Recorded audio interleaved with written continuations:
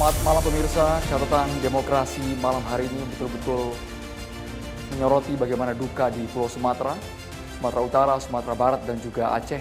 Kita tahu bersama jumlah korban jiwa mengalami kenaikan signifikan, bahkan per hari ini sudah nyaris 1.000 orang. Tepatnya 964 yang menjadi korban jiwa. Ratusan orang masih terpisah dari keluarganya, dinyatakan hilang. Kami betul-betul tak kuasa menahan setiap hari informasi yang datang karena banyak warga yang mengaku kesulitan akses, wilayahnya terisolasi, bantuan masih minim karena medan area yang sangat terjal di lokasi bencana banjir bandang dan juga tanah longsor. Malam hari ini catatan demokrasi kami tidak ingin berdebat, kami tidak ingin dianggap sok paling-paling yang lagi viral karena masalah bantuan. Sangat disayangkan karena harusnya momen kali ini dimanfaatkan oleh semua pihak, pemerintah, warga, relawan, bersatu padu, bahu-membahu untuk mempercepat pemulihan bencana di Sumatera Utara, Sumatera Barat, dan juga Aceh. Para kepala daerah kami yakin saat ini tengah berjibaku untuk memulihkan bagaimana kondisinya di daerah masing-masing. Bahkan pemerintah pusat sudah menggelontorkan dana secara realistis agar warga ini cepat terpenuhi kebutuhan pokoknya. Malam hari ini kami juga sengaja menghadirkan pihak keluarga, rasanya berat mendatangkan mereka karena tadi saya sempat berbincang dengan salah satu keluarga, ia bilang, "Mas, aliran darah saya terasa seperti berhenti ketika belum dapat kabar mengenai bagaimana orang tuanya di Sumatera Barat, di Sumatera Utara maupun di Aceh." Kami mengucapkan terima kasih juga kepada BHS yang terus-menerus mendukung program catatan demokrasi. Teman-teman dari Universitas Pancasakti Tegal, terima kasih sudah hadir. Meskipun kalian dari Tegal, tapi kami yakin berbeda provinsi, lintas jarak, waktu, tapi kepedihan itu masih kalian rasakan. Kita tidak terbayang bagaimana saat ini nasib mereka ke depan, bagaimana nasib dalam beberapa bulan ke depan untuk meniti kehidupan mereka. Malam hari ini saya akan memperkenalkan satu persatu. Di sisi kanan saya ada tenaga ahli utama KSP, Bang R. Sadam Al-Jihad. Malam. Malam Bang. Bang Sadam. Kemudian pemerhati bencana dan lingkungan dari Institut Teknologi Bandung, Bapak Saud Sagala. Malam Pak Saud Sagala. Selamat malam Mas Andrew. Beberapa kali kami melibatkan Pak Saud Sagala karena kami yakin Bapak objektif, kritisnya konstruktif untuk pemerintah, untuk semua stakeholder yang saat ini sedang mempercepat pemulihan di 3 provinsi ini. Dan kami juga menghadirkan anggota DPR. Meski ada anggota DPR yang di satu sisi menjadi sorotan, tapi malam hari ini anggota DPR-nya asli Aceh, dari PD, putra daerah, Bang Nasir Jamil. Malam Bang Nasir Jamil. Ya, malam. Assalamualaikum warahmatullahi wabarakatuh. Waalaikumsalam. Kami juga turut berduka karena kabarnya wilayah Bang Nasir Jamil, keluarga ikut terdampak Bang ya, akan bencana ini. Dan melalui Zoom ada Ustadz Dery Sulaiman yang belum pulang-pulang ke Jakarta demi bukan hanya menyalurkan bantuan, tapi kabarnya akan ada wacana untuk membangun rumah bagi warga korban banjir dan longsor. Assalamualaikum Ustadz Dery Sulaiman.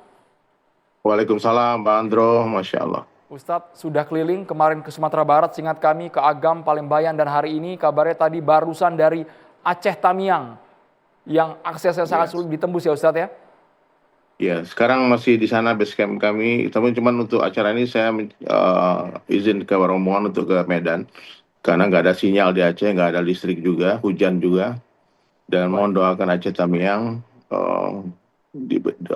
saudara-saudara kita diberi kesabaran. Parah banget Bang, terlalu parah Bang, nggak masuk akal. Menggambarkan keparannya nanti bisa diceritakan di catatan demokrasi ya Ustadz. Saya juga ingin menyapa Bupati Tapanuli Tengah, Bang Masinton Pasaribu, yang beberapa hari ini memang turun. Kemarin kami lihat sempat ke Tuka juga Bang ya, terperosok di dalam lumuran lumpur. Bahkan warga berkali-kali ketemu Abang, ada yang mengadu soal kebutuhan pokok. Tiba-tiba kemarin ada yang protes kok mie instan terus tiap hari. Bang Masinton kami apresiasi karena Abang juga memberikan uang tunai dan juga potongan daging agar mereka konsumsinya lebih layak dan bergizi. Terima kasih Bang Masinton. Nanti bisa cerita Abang. Kami tidak terbayang bagaimana suasana kebatinan Bang Masinton malam hari ini di catatan demokrasi.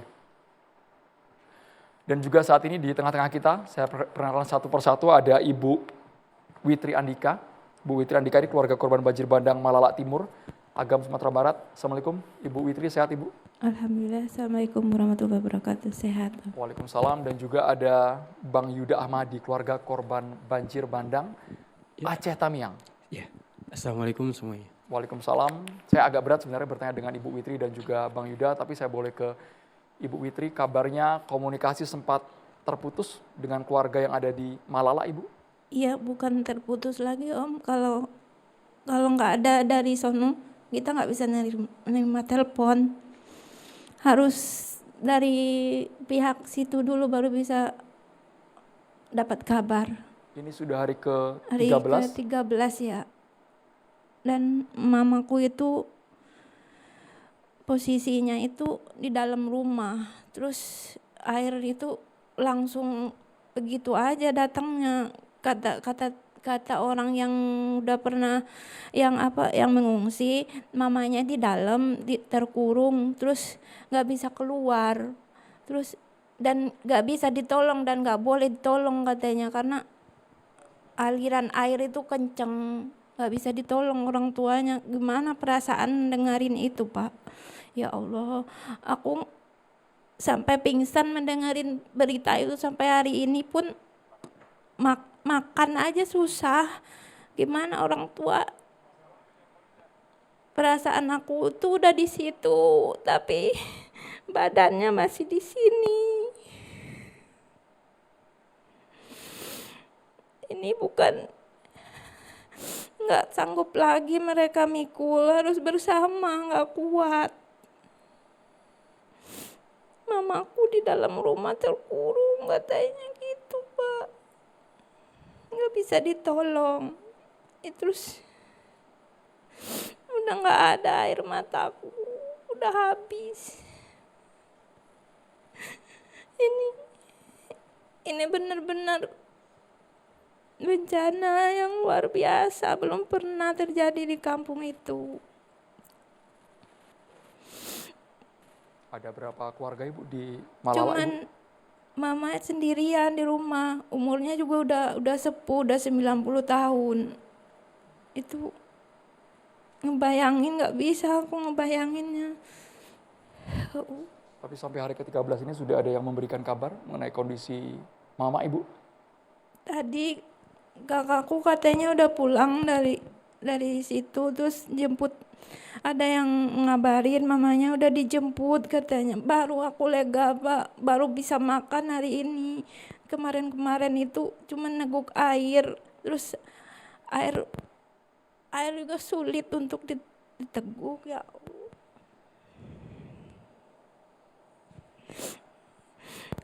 Nggak sanggup ngebayangin orang tua ketimbun gitu. Selama belasan hari sampai akhirnya dapat kabar, kalau kami boleh tahu, saat ditemukan oleh warga, Ibu, Itu kondisinya seperti apa, Bu? itu kondisinya udah tenggelam semua, udah berlumpur katanya. Terus ada yang ngangkatin dia, gendong dia, terus ada mobil datang, naik aja, udah naik mobil apa aja pokoknya katanya. Sampai di tujuan, sampai di mana aku juga nggak tahu posisinya. Karena menghubungi ke situ itu susah, Pak. Terus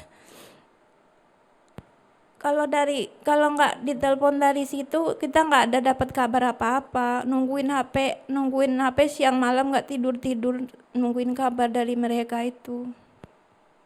Ada saudara Ibu yang mendampingi Mama di sana? Baru tadi dia datang, kan kita juga mau ke situ dilarang, apalagi aku perempuan, nggak boleh, takutnya malah merepotkan katanya. Kan itu sangat terisolasi, maksudnya jalan itu putus semua, merangkap, gimana, nggak bisa kalau aku perempuan ke situ pulang. Terus bagaimana mau menuju ke kampung itu susah, Om. Terlalu beresiko, Ibu, ya? Iya. Tapi Ibu sempat kepikiran untuk pulang langsung melihat kondisi kampung, Ibu, ya? Bukan sempat lagi, Om. Hari pertama dikabarin udah mau pesan Langsung tiket. berangkat. Terus di loket bilangnya bandara lagi banjir, nggak bisa juga katanya. Mau lewat darat apalagi. Ibu sudah mendengar suara langsung dari Mama? Belum. Belum, tapi sudah dikabari bahwa saat ini sudah berada di tempat yang aman. Sudah dipegang sama kakakku. Alhamdulillahnya mama udah ditolong sama kakak. Tadi kan kakak katanya udah pulang dari Bangka itu, menjemput mama katanya. Kondisi sekujur tubuh, lumuran lumpur, bagaimana secara fisik Ibu? Itu udah ditolong warga, udah bersih,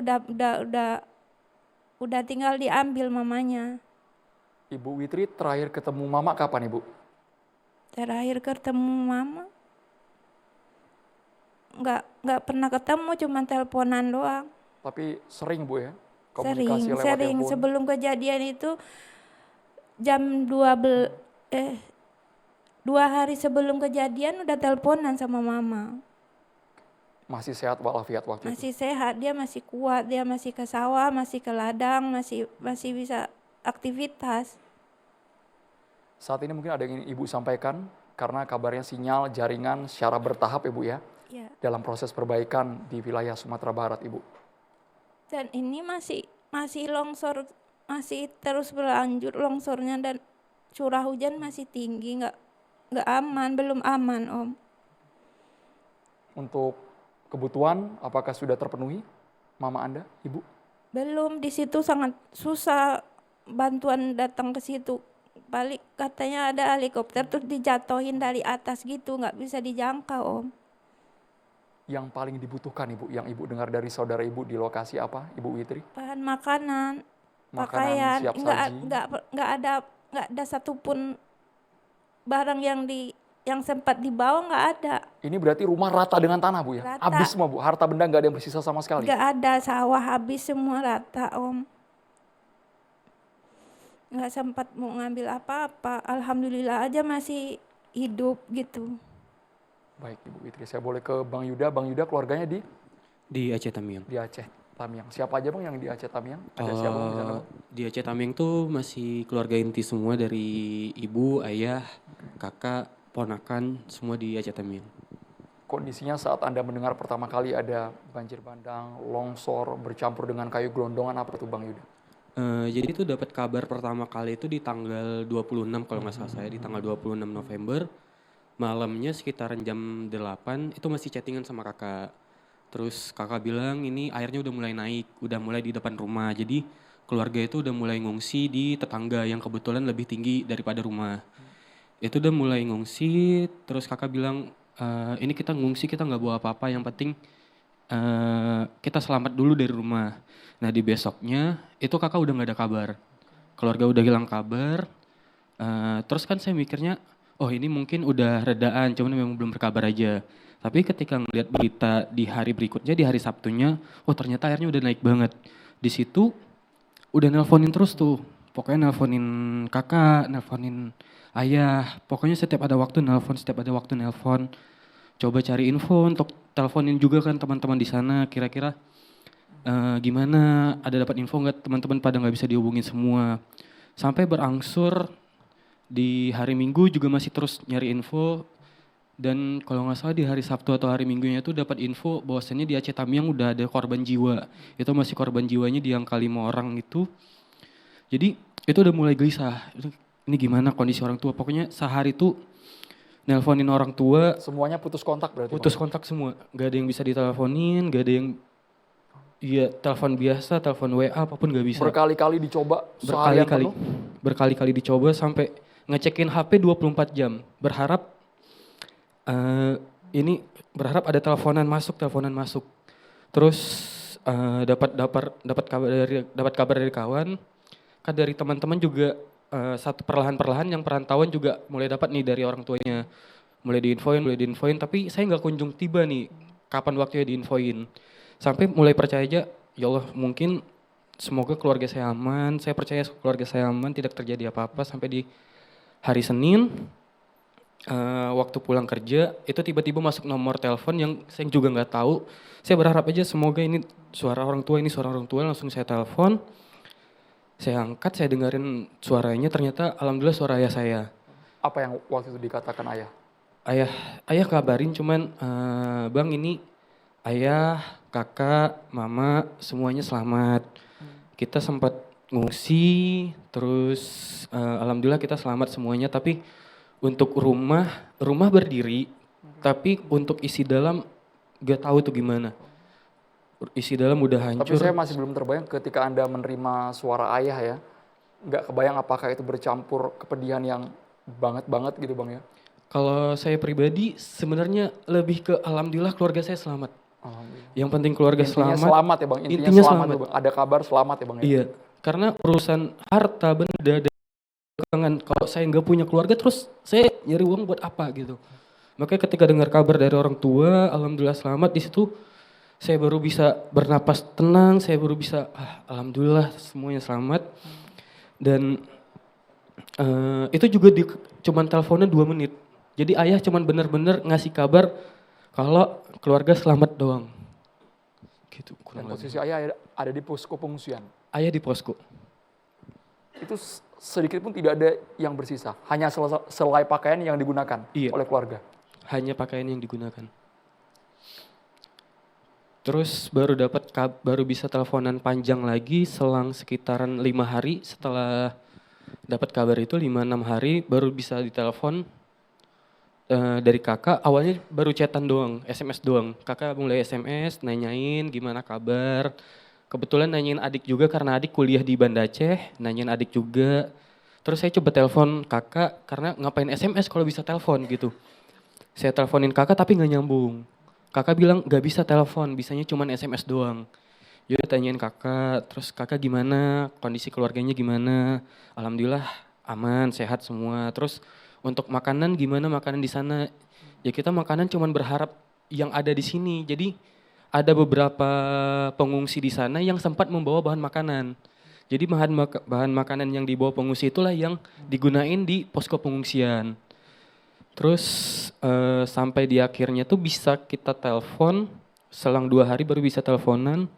Itu baru kakak udah surut, baru kakak udah balik ke rumah. Terus tetap saya pertanyaannya tetap gimana makanan, gimana kesehatan, gimana yang lain-lain. Terus kakak bilang, ya untuk makanan gak ada. Makanan tidak ada, jadi Ini termasuk wilayah yang terisolasi ya Bang berarti ya? kebetulan sebenarnya kalau rumah saya itu lebih dekat ke kota. Di kota Kuala Simpang itu rumah saya dekat. Paling cuma 5-10 menit. Harusnya terjangkau bantuan Harusnya ya? terjangkau. Tapi di waktu itu saya tanyain, ini makanan gak ada, untungnya ayah nyimpan uang cash. Karena ayah nyimpan uang cash, kita coba cari makanan untuk beli. Jadi bertahan hidup di situ. Terus dapat info juga kalau berharap makanan itu dari mobil-mobil yang lewat. Jadi ada mobil yang lewat, mereka bawa nasi bungkus, yaudah dikasih. Itu betul itu Bang, gambar video yang sempat viral, ada orang yang ngantri di salah satu ruko, kemudian ada diksi yang dipilih Aceh Tamiang seperti zombie, itu betul itu Bang, gambar realitanya orang semuanya berlumuran lumpur, mereka bertahan di tengah genangan air. Kalau info dari kakak sendiri, untuk kondisi seperti itu kurang lebih benar karena dari kakak bilangnya bantuan ada, tapi posisinya jauh dan itu harus berebut ngambilnya. Jadi siapa yang cepat dia dapat. Jadi kayak kita, apalagi orang tua saya mungkin yang udah tua dan harus berebut, lebih memikirkan kesehatan daripada gesekan satu sama lain. Ya udahlah, bertahan dengan apa adanya aja di saat itu. Tapi untuk kondisi kayak gitu dari kakak sendiri kurang lebih begitu. Baik, soal distribusi bantuan rasanya dari pemerintah, KSP, DPR juga harus terus mengawal karena mungkin bantuan ada, tetapi belum merata, belum disalurkan kepada pihak-pihak yang sangat membutuhkan di sana. Nanti kita coba ke Ustadz Dery Sulaiman dan juga Bang Masinton Pasaribu yang bergabung via Zoom, yang melihat langsung kondisi di lapangan, realnya seperti apa. Sesaat lagi hanya di Catatan Demokrasi.